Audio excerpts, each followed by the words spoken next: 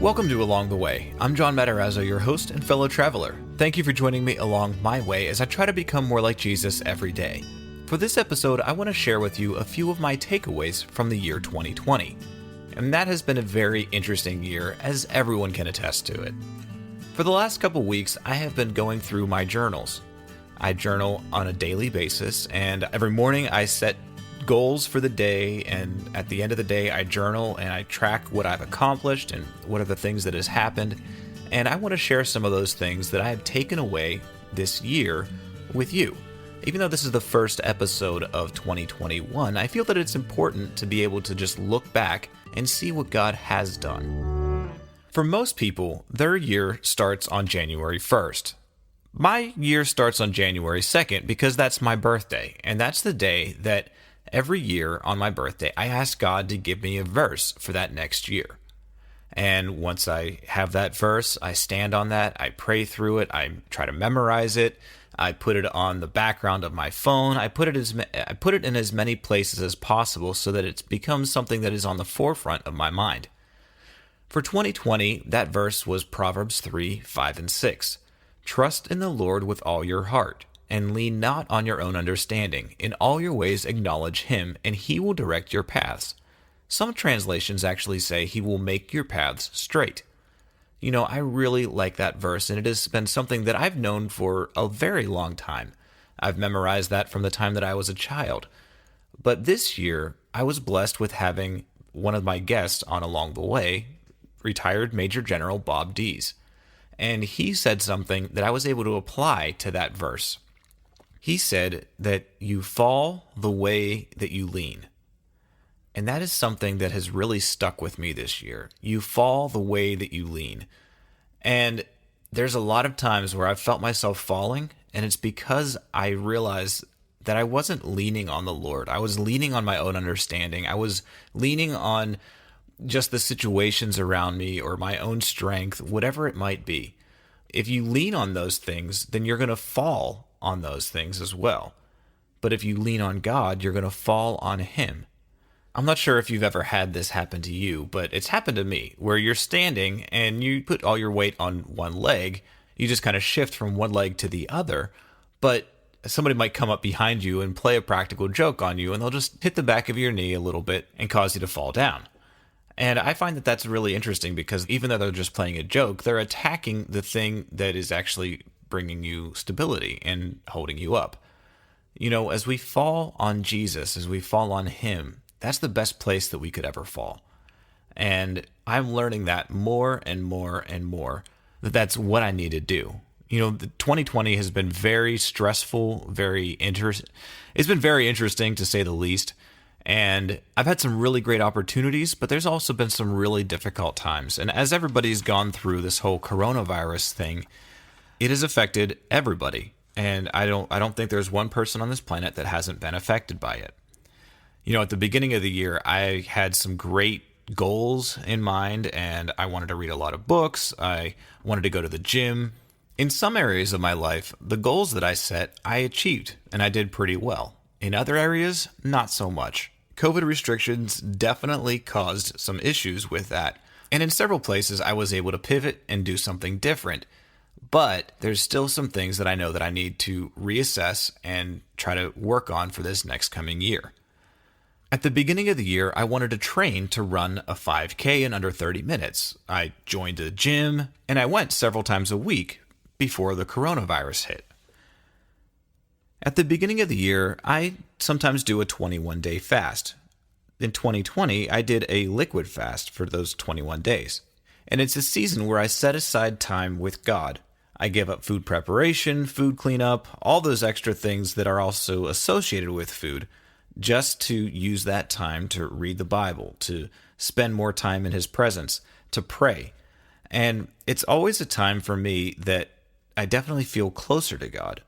I might not necessarily hear something earth-shattering from God during that season, but it's something that sets me up for what I need to do next. If you are ever thinking about doing a 21-day fast or a longer fast, I definitely suggest taking smaller steps first. It's not that easy to go 21 days full at the very beginning. Work your way up to it if you want to. but it's definitely worth giving that time to the Lord. You won't regret it. I had an interesting thing happen as I was going through my journals. I came across a note that I made to myself.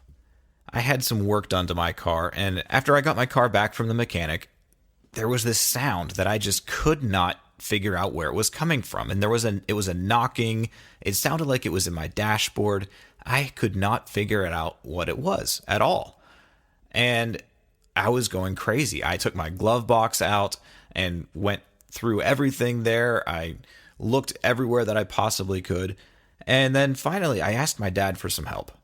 And my dad and I were looking and trying to figure this out. And he said, "Why don't you pop the hood?" When I did that, he was looking around, and then he saw in one of the ridges, I guess, or one of the channels there was a tool, a ratchet extender, that had been there for more than a month. And that's what was moving around and causing this knocking sound that was driving me crazy. But it wasn't until I asked for help to deal with this that I was actually able to get the help and to figure out what that sound was. I was driving around with this thing that it was annoying me and it was distracting me, and I was still able to drive, but it was something that was definitely causing me frustration. And there's so many times in our lives where there's things that are causing us frustration that we just need somebody else to help us find what that actually is. And when I was able to have my dad help me with that, and just to have somebody else's ears, somebody else's eyes look at something that I had missed and think about things a little bit differently, then we were able to find what it was. Interestingly enough, I carried that around with me for a couple weeks before I took it back to the mechanic. It was really interesting just to know, like, this is the thing. This inanimate object was causing me so much pain and frustration, and now it's gone. That's because I asked for help. And so the lesson that I take away from that is that we need to make sure that we are asking help from the right people in our lives. Sometimes you just need that outside view. Sometimes you just need somebody to really help you understand what's really going on. So as the year went on, we're only in March at this point, and we started getting news about this COVID-19 virus. And at work, we were trying to figure out, how do we help people through this time? And the first thing we did was we just demonstrated how to properly wash hands and just talked about general, coughing away from people, coughing into your elbow, and just different general hygiene things that everybody should be doing already. So I showed up to work on Monday, and it was a week that we had already pre-recorded our shows. So everything that was airing that week during the beginning of coronavirus had already been recorded, and it wasn't talking about coronavirus. It wasn't addressing what the world was thinking about. And so I got called into a meeting with some of the other producers and leadership at the TV station. And in this meeting, our president, Steve Johnson, was talking with us, and he said, "You know what, over the weekend I was thinking government officials had been saying that all non-essential businesses needed to close for the time being so that everybody could be safe from this virus." Well, the president of our network was asking the question, are we essential? And if we are essential, then what are we doing to be essential? I loved the way that he presented that to us. Christian broadcasting and preaching the gospel is essential and always will be. And it is the only thing that will bring this world hope. And so if we were going to actually be calling ourselves essential, then we needed to really act essential. So literally, we started a brand new program that we called Coronavirus Hope for Today. And it was a half-hour live program in the morning where we were trying to bring some of the latest news, updates, and more encouraging stories of how people are helping each other and maybe having a better understanding. We were able to talk to some microbiologists and other people that had a better understanding of viruses and how things work and how vaccines work and how we needed to respond to that. Our very first guest was actually Dr. Sandra Dalton Smith, who I did an episode of Along the Way with.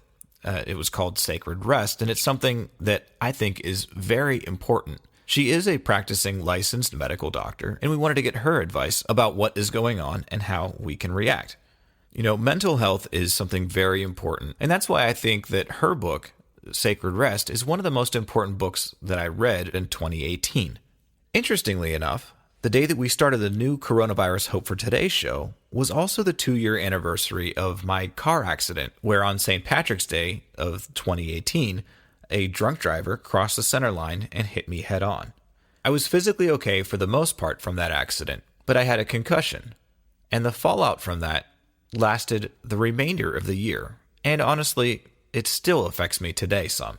One of the biggest things that the concussion did was give me headaches constantly. I actually had a headache that lasted 9 months or so. I went through 3 different types of therapy to get through that season, and finally, after vision therapy, I started realizing that the headache wasn't affecting me all the time. Now, my threshold for headaches is still a little bit lower than I would like it to be, but I've learned how to deal with it better. And so when the world is shutting down, and things are looking chaotic, and the future is looking bleak, and it's the anniversary of my car accident, it took me a while to realize that all of those things were affecting each other. Thank God that God showed me that I can trust in Him. And when He pointed out, just like I needed my dad to point out that there was that ratchet extender that was in my car that was making all that noise, that there were several things that were triggering anxiety for me because of the anniversary of my car accident. But God used that to remind me that I can trust and rest and have peace in Him. That if I truly trust in the Lord with all my heart and lean not on my own understanding, and in all of my ways acknowledge Him, He will direct my paths. One of the things in my life that God used to remind me that I can trust in Him was a story about when I accidentally got stuck in Ghana for 3 days, coming back from a mission trip to Liberia, West Africa. Back in 2011, I was leading a team to Liberia, West Africa. We had been there for 7 weeks, and we were on our way home. And unfortunately, on one of our connecting flights, we ended up having an extended stay in Ghana for 3 days. Now, the airline that we were flying actually put us in a very nice hotel, but unfortunately, they didn't communicate with me at all about what was going on, and I was in charge of a group of about 14 people. Now, the hotel took care of our food, the place to stay, it was air-conditioned, there was TV, and there was a very nice pool. Now, all of the students really enjoyed that time. Me as the leader, I had a hard time trusting God and trusting in this situation that we were actually going to be able to get home. See, we had given all of our extra cash to the church that we were working with in Liberia so that they could continue to share the gospel in different areas of the country. We had given most of our extra clothing and any extra supplies that we had. So we literally had next to nothing because we were coming back to the United States and we had everything that we needed back at home. So we were kind of stuck with next to nothing. So if the hotel needed us to pay, we were in trouble. And if there was any other unforeseen expenses, we were also in trouble. So after being there for 3 days, the students had a great vacation. I was panicking. After 3 days, we were finally taken back to the airport and were able to get back home. Yes, as we were trying to leave the country, I did get pulled into the side room where we got extra questioned because we didn't have the proper paperwork to be there, but we were able to get through. And God provided and took care of everything. When God reminded me of that story, He said, John, you could either respond in trusting me and know that I have everything under control, or you can lean on your own understanding and panic and freak out like you did in Ghana. You had the opportunity to enjoy the time and the season that you were in, but you chose not to. So I tried to respond by walking in peace, by walking in trust, and by falling the way that I lean. God opened up some other doors during this year. There was a short season where a few weeks I was actually working at home most of the time. And I had an opportunity to get along the way on the Charisma Podcast Network, which I am extremely grateful for. I also started doing a daily news story for the Charisma News Podcast. And those two things have definitely helped grow along the way. As I record this episode on Sunday, January 3rd, right now I can look and see that I have over 40,360 downloads of Along the Way. That's amazing. That's something that I didn't think was going to be possible anytime soon. It takes a long time to grow a podcast, and so I'm very grateful for the influence that Charisma has helped me gain.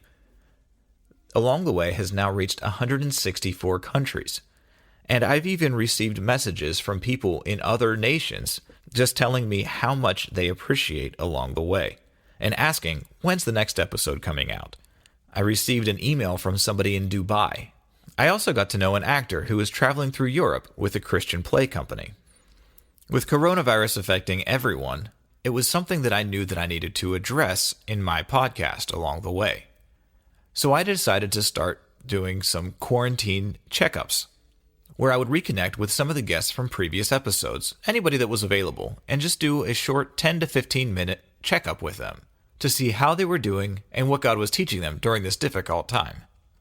It was a lot of fun to be able to reconnect with some great people who were already doing great things and taking this time where we all had to be isolated and using it for the glory of God. And for a while, I was doing those episodes every day. It was a lot of fun, but it was a lot of work. Partway through the year, we decided to make some big changes to my TV show, Real Life. We ended up rebranding it and reformatting it. Even though it's still a daily program, we're no longer every other week, where we would record 2 episodes, one for that day and then one for the following week. We are now every day, and only a half an hour. We've even rebranded the show to Hope Today, because that's what everybody really needs. We haven't been able to have many people come into the studio for obvious reasons.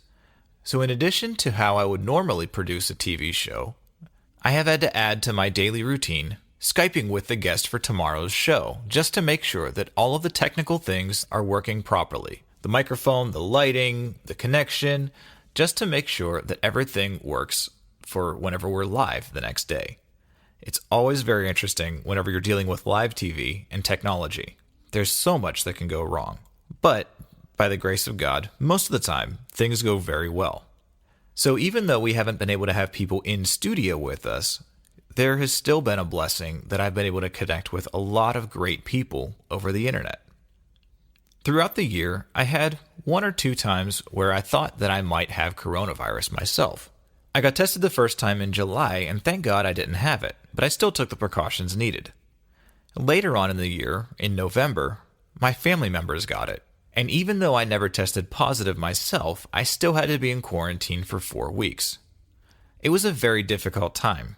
Isolation is not something that I do too well with, but I was still able to work from home and Skype in to see the program and talk with everybody that I needed to communicate with. And I looked at this time where I was working from home as an opportunity that God had set me apart to intercede for our nation, which I definitely did a lot of, more than normal. And so in that regards, it was a blessing. Throughout this year, I've also been able to help other people start their own podcasts. Dan and Amy Perkins, who I also did an episode with, started their own podcast called Reasoning Together, and I was able to help them get everything that they needed to do to get started with their podcast. I also recently started producing another podcast for another guest from Along the Way, Dan Wheeler. Dan Wheeler and his friends, Terry Steen and Brian Rowland, have a ministry together that they've been doing for a couple years called Fearless Faith, and they wanted to do a podcast, so I'm working with them now too. That podcast will be coming out in mid-January. It's called Finish Strong, and it's a lot of fun to work with those guys. As I said earlier, I like to start my yearly goals on January 2nd because it's my birthday, and it's so close to January 1st anyway. But this year, I got to do something really special to me on January 2nd. I drove with my family to a church in Pittsburgh where 100 years ago, they were actually the first church to ever broadcast over the radio. And it was a very special time. I did a Instagram Live, and I'm going to share that audio with you right now. Hey everybody, this is John Matarazzo, and it's my birthday. And I share my birthday with a historic event that happened 100 years ago today. And January 2nd, 1921, right here from the Calvary Episcopal Church, the very first radio broadcast of a church service happened right here. And I think that's one of the coolest things that I get to share my birthday with such a historic event, even though it happened many years apart. Right here, I was able to get the bulletin from that service, and I'm going to just read that. An interesting arrangement has been made for tonight's service. The International Radio Company, Westinghouse, has installed wireless telephone receiving apparatus in the chancel. And tonight's music, sermon, and service will be flashed for a radius of more than 1,000 miles through space. There will be special Christmas carols and Gounod's magnificent credo by the choir. Mr. Whitmore will preach a New Year's sermon. Is it not wonderful to think that wireless receivers for hundreds of miles around us may hear tonight the incomparable service of the prayer book, the lovely carols of Christmas, the tremendous Nicene Confession, and the spoken sermon's word of cheer for the new year. And man, radio has played a very important part of my life, and broadcasting the gospel is my call. And I'm excited to do that through TV and through podcasting now, which through podcasting, my Along the Way podcast has now reached 165 countries, I believe, the last time that I looked, and just crossed 40,000 downloads. And I am just so thankful to God for that. And so this is a cool thing, and I wanted to just share that with everybody. There's nothing special here happening at the church to commemorate that at the moment. I think that's due to the COVID regulations and things like that. But this is an important thing for me. And so here's the plaque. It's really cool. And from this very church, 100 years ago, the gospel was first broadcast, and that's awesome. And the gospels continue to go around the world and change hearts and lives. Thanks for joining. That was a highlight for me to be able to do that, to be able to be there 100 years after that historic event, and to know that I am preaching the gospel over the airwaves, whether it be digital airwaves or over the broadcast airwaves as well. My verse now for 2021 is Deuteronomy 31, verse 6.